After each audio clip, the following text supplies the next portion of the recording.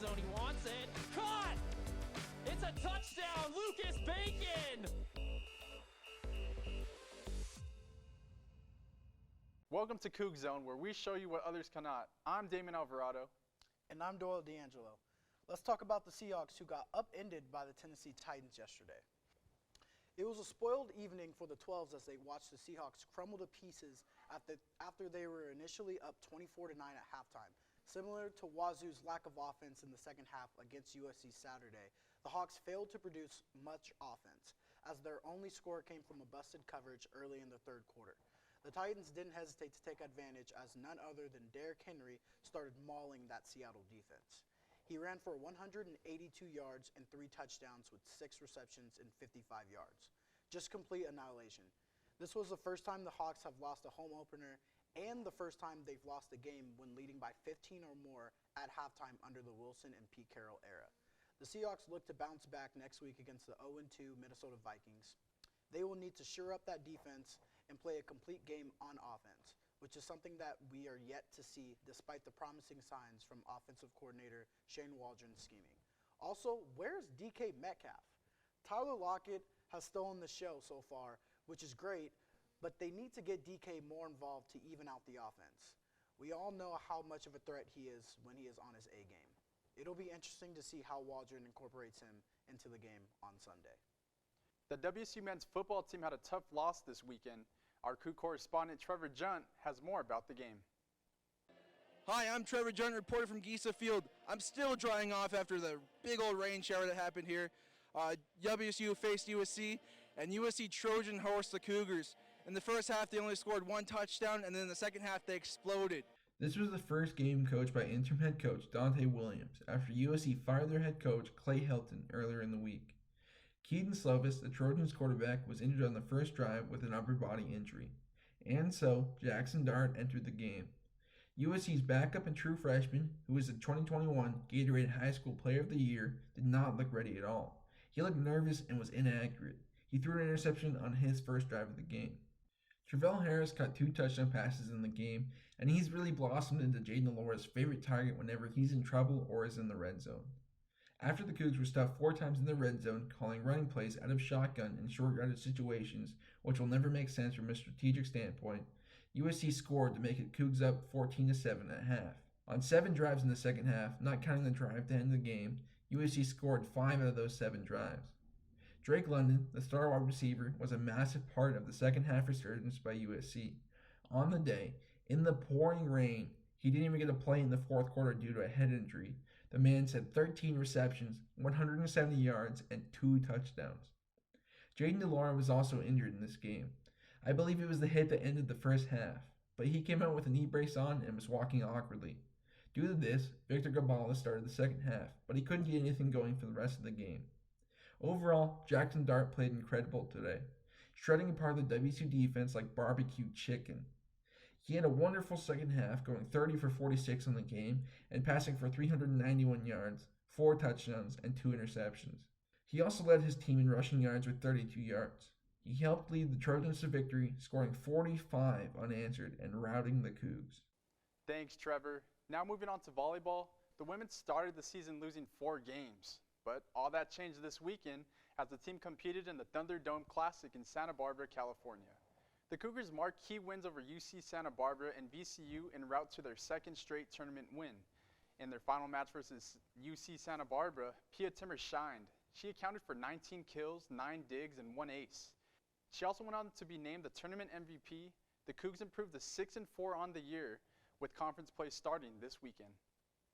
Cougar soccer is rolling into Pac-12 play on Friday against Arizona at home after dominating Northern Colorado 3-0 on Sunday. Elise Bennett and Grayson Lynch both lead the team with 5 goals on the year and look to carry that over for the Cougs. Friday marks the start of an important stretch for the team as the next 11 games will help decide who enters the NCAA tournament.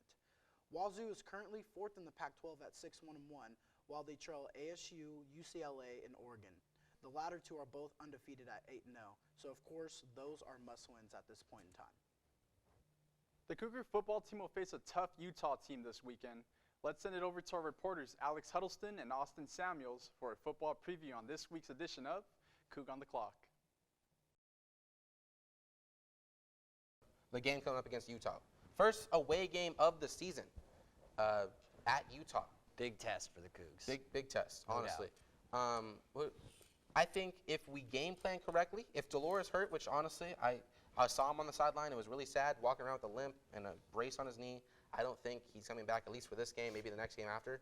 If Garantano is still hurt, if he's still a scratch, if we start Cooper over Gabalis, I think that will change the game. If we keep Borghi in, I think it will keep the momentum up. The defense just keep playing great. You guys, I know it gets tiring if the offense doesn't score, but you just do you guys, honestly.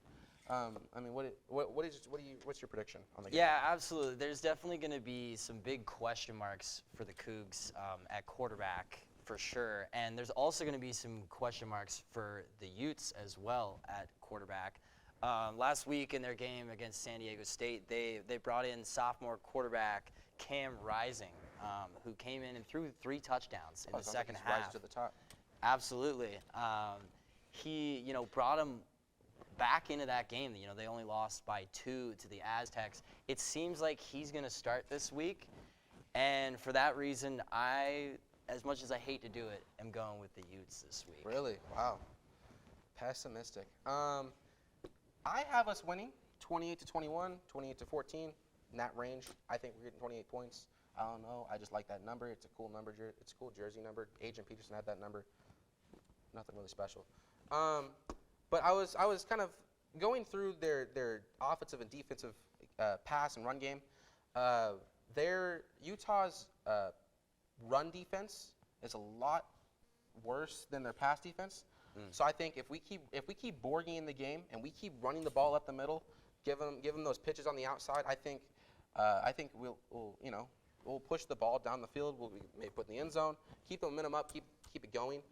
Our defense, we have 18 tackles for losses, 3 sacks. I think we have a great pass rush, and I mean Utah statistically has a better pass rush than us, but I think ours definitely will help the game, especially with this new quarterback coming in. I feel like if you rush the quarterback, you get flustered. You start throwing incompletions. You start throwing it out of bounds, throwing in the dirt, throwing to our team. I think our pass rush needs to really step it up this game, especially to a new quarterback who's trying to learn the new system starting. I think that's going to be a big test for us, but I just do have us winning, unlike him. Well, you're a little more optimistic than me. I just think that My mom did always call me a daydreamer. Well, I just think both teams, the Utes and the Cougs, have a lot of question marks on both sides of the ball. But I think that you say that we've got a good pass rush, and I do believe you. We're definitely, you can tell during the games that we're getting pressure on the quarterback. However, our secondary has been burned time and time again deep down the field, and that showed on Saturday against USC. Yeah, London was wiping his sweat London had all a over great us. game. And he came out with pit vipers after he got injured, and I was like, that's a bad man. That's a bad That's man a right bad there. man I'm not allowed to say what The Rock says, but that's a bad man. But yeah, so we'll see how it goes on Saturday. Thanks, guys. For more coverage, head over to our YouTube channel to see what else Alex and Austin have to say. What games are happening this week? Let's find out with Jerica DeQuisto for this week's Coug Outlook. What's up, Cougs? It's Jerica DeQuisto here with your Coug Outlook. Starting off this week, we have our women's volleyball team that just took home the title, the Thunderdome Classic, preparing to bump, set, and spike their way to victory 6 p.m. tonight in Bowler Gym against Colorado. They will need all you Cougs attending to be loud this Sunday as they look to defeat the 9th-ranked rivals Washington at 12 p.m. Next up, hitting the road and competing tomorrow in the Bill Dellinger Invitational in Oregon is our cross-country team. Run that victory home. With home field advantage, our women's soccer team looks to keep their winning record as they face off against Arizona at Friday at 5 p.m. Heading into the weekend, our football team looks to get back on their feet as they have their first away game of the season at Utah with kickoff at 11:30 a.m. We would also like to send our tennis team some good luck as they compete in the Cougar Classic this weekend. Well, that's all for your Cougar Outlook. Don't forget, I'm Jerica D'Aquisto, sending it back to the desk with Damian and D'Angelo. Well, this wraps up your week of sports here on Coug Zone. Check out our YouTube channel for more coverage on WSU athletics, and don't forget to leave a like, comment, and subscribe. Also, be sure to follow our Instagram page, unorthodox.sports, for the most up-to-date information on Cougar sports. Thank you for tuning in to our premiere show. I'm Doyle D'Angelo. And I'm Damon Alvarado. Go Cougs, and we'll see you next week.